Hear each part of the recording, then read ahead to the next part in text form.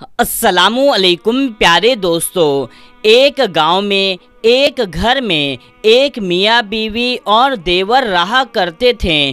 औरत का नाम आसमा था। जब आसमा का शौहर काम पर जाने लगा तो अपने भाई से कहता है, भाभी का ख्याल रखना, और वो काम पर चला जाता है। तो आसमा का देवर उसके कमरे में आता है और अपनी गलत नियत का इरादा जाहिर करता है और ज़बरदस्ती की कोशिश करता है।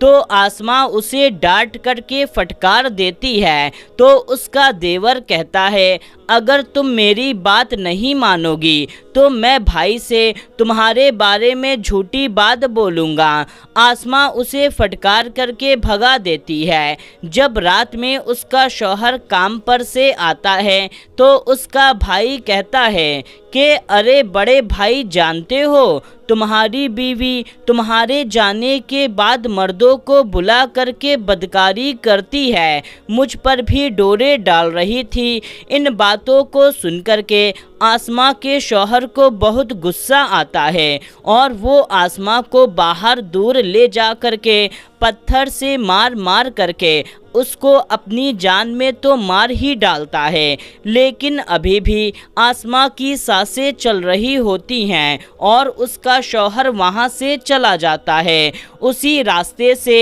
एक मौलाना साहब गुजर रहे होते हैं जो आसमा को इस हाल में देख करके अपने घर ले जाते हैं, जहां पर उनकी बीवी आसमा का इलाज देखभाल करती है। जब आसमा सेहतमंद हो जाती है तो वहां से अपने मायके जाने के लिए निकलती है।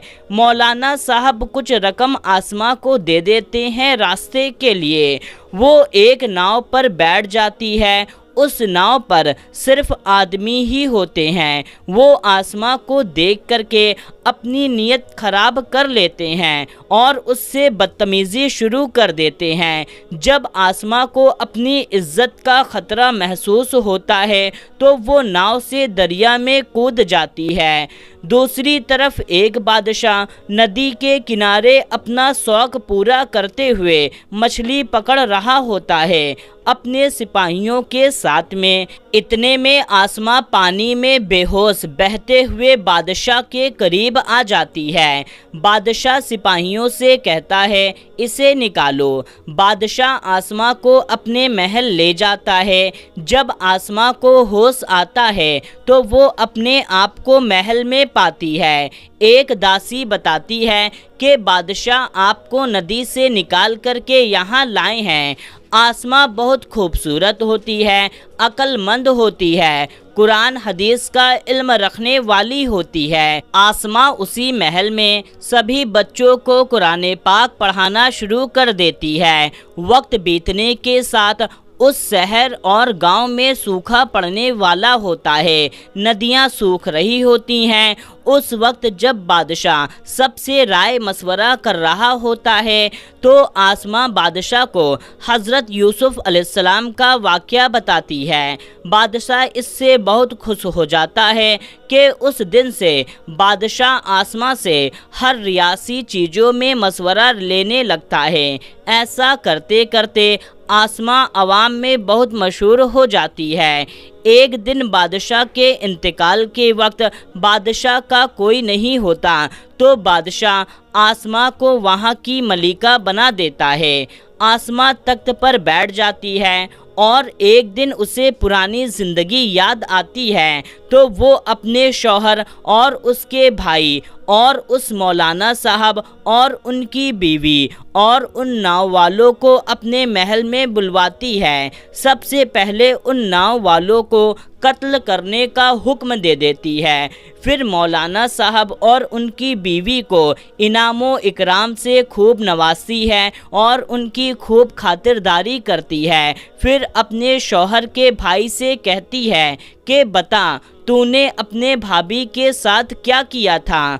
تو وہ ڈر کر کے سارا سچ اپنے بھائی سے بتا دیتا ہے۔ اس کا بھائی سر پکڑ کر کے رونے لگتا ہے اور اپنے دیور کو بھی وہ موت کی سزا دے دیتی ہے۔